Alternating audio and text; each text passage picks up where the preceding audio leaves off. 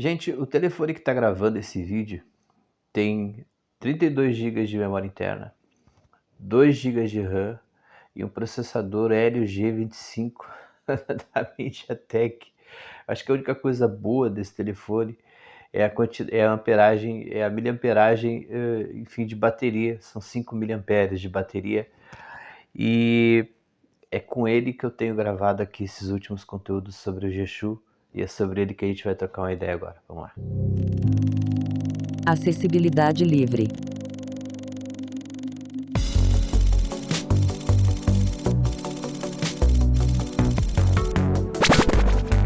TTS Supremo. Por Neymar Borges da Silva. Bom, então eu estou usando a câmera do próprio telefone para me filmar. Estou fazendo uma cam. Sejam bem-vindos ao canal TTS Supremo. Eu me chamo Neymar, estou por aqui desde 2012 e eu tenho uma playlist sobre reaproveitamento de hardware. A gente pega ali alguns aparelhos que vão ser jogados no lixo e dá um outro sentido para eles. É o caso desse aparelhinho. Ele não necessariamente ia ser jogado no lixo, mas ele tem uma rasura na tela. E, enfim, era da minha mãezinha. Eu passei o meu A30 para ela, ou seja, ela ganhou realmente. Ela teve um plus, assim, né? Eu passei o A30 para ela e peguei esse Moto E7 Power, né? Que é o mais, digamos assim, modesto dessa família mais recente da linha Moto E, né? Mas antes da gente continuar, eu queria pedir para que você se inscrevesse aqui no TTS, caso não sejam inscritos, inscritas. Também queria pedir humildemente que você curta aqui o nosso conteúdo. Isso ajuda bastante, valoriza bastante o trabalho inclusivo que é feito aqui no TTS. Deixe também as suas críticas, as suas sugestões ali na seção de comentários. Deem uma chegadinha ali nas descrições dos vídeos. Na descrição desse vídeo, por exemplo, eu pretendo colocar aqui as especificações técnicas do Moto E e mais alguns dados referentes à edição, porque eu não sei, por exemplo, se eu não vou ter que tratar esse áudio, né? Porque eu estou utilizando aqui um Boya, depois eu coloco o modelinho específico do Boya que eu estou utilizando aqui também, para captar esse áudio. Provavelmente eu tenho que tratar esse áudio. A ideia é não tratar, tá? A ideia é que, sei lá, eu sou um pouco preguiçoso, né? Então tem que jogar lá enfim, no editor de áudio, aí fazer o tratamento, depois jogar no editor de vídeo, ou então procurar fazer esse tratamento no próprio editor de vídeo, dependendo também. Como eu só trabalho com ferramentas que têm níveis de acessibilidade interessantes, as ferramentas que eu trabalho para editar vídeo, elas não necessariamente tratam o áudio na mesma ferramenta. Então eu costumo tratar o áudio quando eu faço isso no Audacity.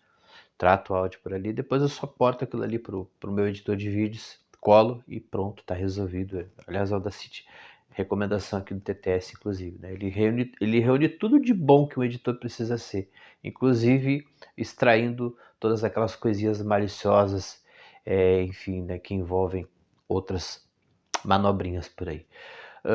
Dito isso, vocês também encontram ali na seção de descrição do canal links para os grupos aqui do TTS e páginas. E eu queria separar dois contatos para vocês: ttssupremo@gmail.com é o e-mail e-pix aqui do canal, e também o meu Twitter, @NeymarBorges1. Vai ser um prazer trocar uma ideia com vocês ali sobre acessibilidade, inclusão digital e coisas do gênero.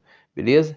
Bom, então esse último conteúdo que eu fiz foi uma sériezinha contendo aí 8 vídeos abordando o G-Shu, que é um leitor de telas alternativo para Android e que circula no nosso meio. Enfim, eu fiz todo o conteúdo foi gravado, foi editado, enfim, tudo foi concebido aqui pelo Moto E7. Né? E, enfim, quais foram as ferramentas que eu utilizei? Eu utilizei o X-Recorder, que é um gravador que eu preciso rever aqui. Ele está abrindo umas janelinhas entre a ida para home, né? Enfim, talvez a gente reveja isso, né? Essa é uma das ferramentas que eu alterno o uso do X-Recorder, né? Existem outras, talvez eu mostre aqui, inclusive, no decorrer do meu uso com a 7, porque eu não preciso, enfim, dessas ferramentas atualmente na Samsung, né? Também utilizei essa é uma ferramenta que sempre me acompanha, que é desde quando, enfim, foi um dos primeiros conteúdos, um dos primeiros caras a fazer conteúdo sobre CupCut aqui em língua portuguesa, inclusive. E falando em termos de acessibilidade, eu desconheço um outro canal que, enfim, que divulgue o CupCat aqui entre nós aqui. Então, enfim, tem uma playlist abandonada do CupCat aqui. É um editor de vídeos sensacional. Ele precisa muitas vezes de que a gente faça uma etiquetagem em alguns botões. Tirando isso, o nível de acessibilidade dele é muito bom para um editor de vídeos. No Android é o editor de vídeos mais acessível. Então, tipo, o CupCat é um editor perfeito, porque ele tem nível de acessibilidade e ele não perde nada para nenhum editor de vídeo pago. Então, enfim, muito pelo contrário, ele tem colocado todos esses editores no bolso, né? Então, você junta a acessibilidade e o fato dele, enfim, dele ser free, né, para utilização, enfim, doméstica e tal. Ele, se não me falha a memória, ele é dos caras do TikTok, né? O TikTok comprou lá um editor de vídeos e deu uma aperfeiçoada, até para, enfim, para favorecer a molecada que posta vídeos na rede deles. Eles deram de presente para todos nós aí esse belo editor de vídeos que é o CupCat, né? Então eu editei com o CupCat toda essa parte, inclusive esse vídeo que eu tô gravando agora aqui, eu vou editar com o CupCat também. O CupCat tem opções para tratar áudio, até vou de repente experimentar, depois eu conto para vocês, ali na descrição do vídeo, inclusive, texto breve ali. Para editar foto também, eu só uso o mesmo editor, sempre, que é o Photo Editor. Isso é uma coisa bem visual, a gente já tratou disso, né, de como fazer capas para o YouTube de maneira acessível, inclusive do ponto de vista da segurança total. Eu preciso refazer esse vídeo. Enfim, me cobrem, inclusive, né? Me cobrem isso, eu vou refazer esse vídeo aí. Inclusive, quem quer usar o CupCat e tá enfrentando problemas com essa questão de etiquetagem, pode pedir para mim que eu ceda a etiquetagem do meu CupCat para vocês, sem problema nenhum. Isso aí somos, né, colegas, amigos, então, enfim, não tem problema nenhum. Só pedir que eu compartilhe aqui a minha etiquetagem baseada no Talkback, tá? Então, enfim, tá. É isso, né?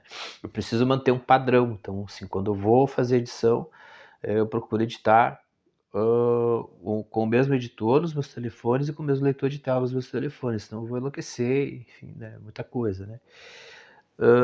Então eu faço essa questão de edição de fotos com o Photo Editor, os recortes, coloco texto, enfim, essas coisas assim. Não é acessível, então para mim ele é um dos melhores que tem para Android, mas ele não tem acessibilidade e a gente cai num problemão aqui de edição de fotos com foco na cegueira total no Android. A gente consegue resolver isso no Windows, é isso que eu já mostrei aqui no canal, mas enfim, vamos refazer esse vídeo aí, né? Ele ficou muito ruinzinho na época, né?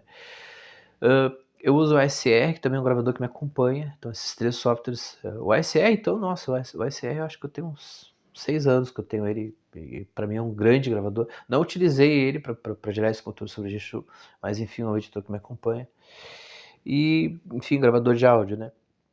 E, cara, assim, quando a gente vai usar um aparelhinho desse, a gente precisa ter noção de que ele é um aparelho que tem limitações, então a gente tem que esperar ele muitas vezes responder. Toda vez que a gente desbloqueia a tela, ele demora um pouquinho para carregar tudo que ele precisa carregar. A gente é usuário de leitor de telas, então a gente tem que entender esse processo de leitura de telas também demanda um pouquinho de uso de memória RAM. Com tudo isso, ainda assim, eu consegui fazer uma playlist, aliás, eu consegui gerar um conteúdo todo com ele, estou gerando esse conteúdo agora com ele também. Ele perde muita coisa, inclusive pro J2 Prime, que foi um telefonezinho que eu já mostrei aqui. O J2 o J2 eu dei de presente aquele telefone pro menininho, para ele jogar. E o meu Zenfone 4 Selfie, ele queimou. Inclusive quando eu estava fazendo testes com softwares, digamos que alternativos aí, né? Então foi, né, para o paraíso dos smarts, né? E agora eu tô com esse telefonezinho e com ele, mesmo ele sendo inferior aos telefones anteriores que eu tive nessa sessão de reaproveitamento de hardware, ele tem uma coisa que ele supera esses anteriores, que é a bateria. Então a bateria dele está sendo um trunfo, porque, poxa, 2 GB de RAM você realmente precisa trabalhar muito essa questão, né, de vencer essa limitação de hardware.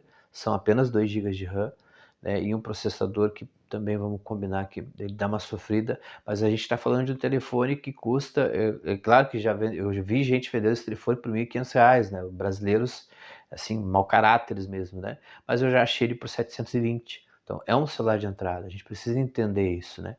Entendendo o que a gente está utilizando, entendendo que isso é uma máquina e que muitas vezes a gente precisa usar a lógica para lidar com isso, a gente vai resolver problemas eventuais que vão aparecer.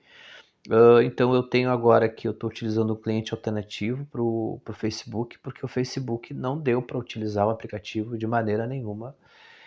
Com o Talkback, com a voz do Google, então nem se fala. A voz, inclusive, que está sendo utilizada agora aqui com o Talkback é a Letícia. Teve um resultado melhor. O Jieshu, quando ele foi colocado junto também para funcionar com o aplicativo do Facebook, ele funcionou, todos eles funcionaram, na verdade, né? Mas assim, foi sofrido o uso do aplicativo do Facebook. O Facebook, a gente já abordou isso aqui no canal, ele carrega muitas coisas, e muitas coisas, inclusive, importantes para nós. Dentre, né, ele carrega muita coisa enfim, para nos monitorar, essa coisa de publicidade que eles têm, enfim, aquilo é um shopping center, né, cara? Mas também carrega questões ligadas à acessibilidade. Eu estou utilizando um aplicativo, eu acho que eu não vou lembrar o nome, eu acho que enfim, Slim Social, acho que é o nome do aplicativo. Ele é um cliente alternativo para o Facebook. Ele abre o Facebook no site, naquele formato mínimo. Ele é bem interessante, eu vou deixar para vocês testarem. É um aplicativo que está na Play Store, confiável, recente, atualizado, enfim, não é nenhuma gambiarra, né? Só não cliquem quando o leitor de telas falar para vocês exibir a versão para desktop, vocês não cliquem lá, deixa como tá, porque dá para colocar inclusive tema escuro, né? Com o WhatsApp, eu queria espelhar o meu WhatsApp aqui nesse telefonezinho. E aí a melhor solução que eu encontrei, tem aplicativos para clientes de WhatsApp Web na Play Store.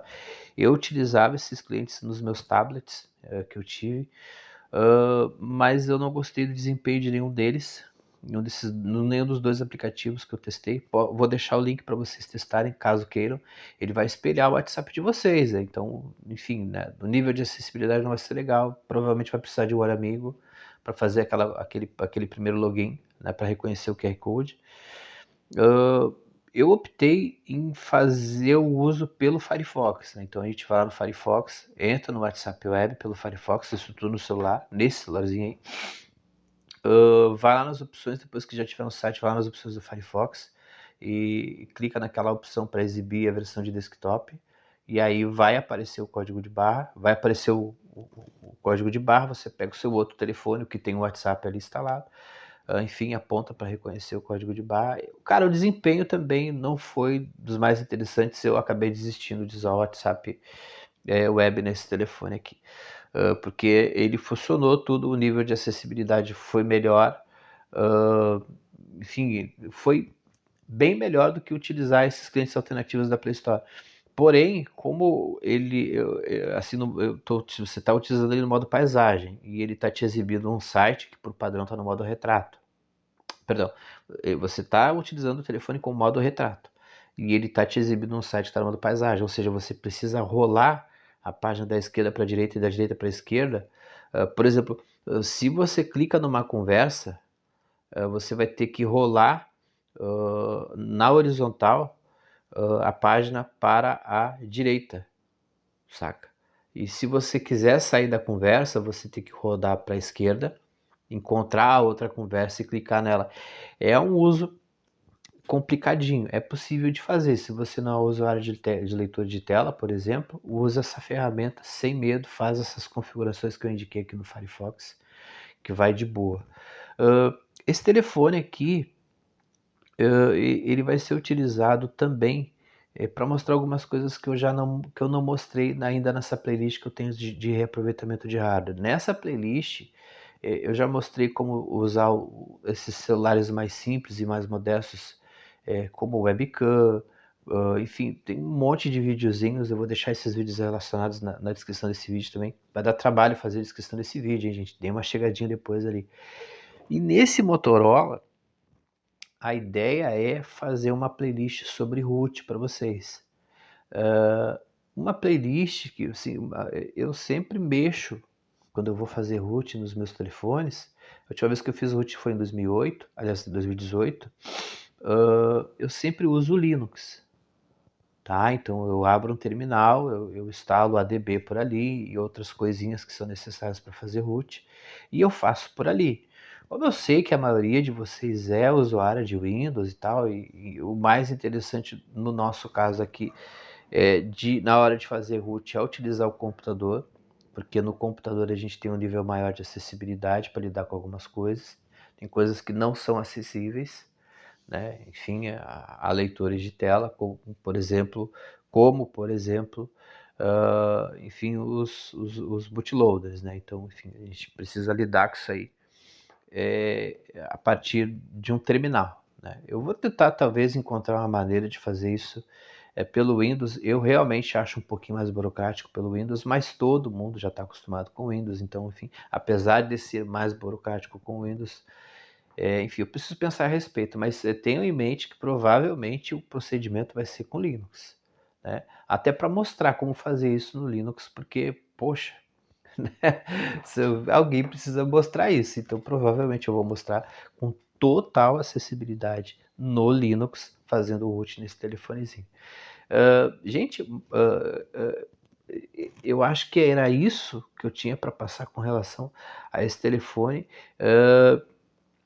E a mensagem é sempre essa, né? Não desprezem o hardware. Todo hardware ele é uma máquina, toda máquina carece de um entendimento e de uma reflexão e de procedimentos lógicos para lidar com ela e resolver problemas com ela.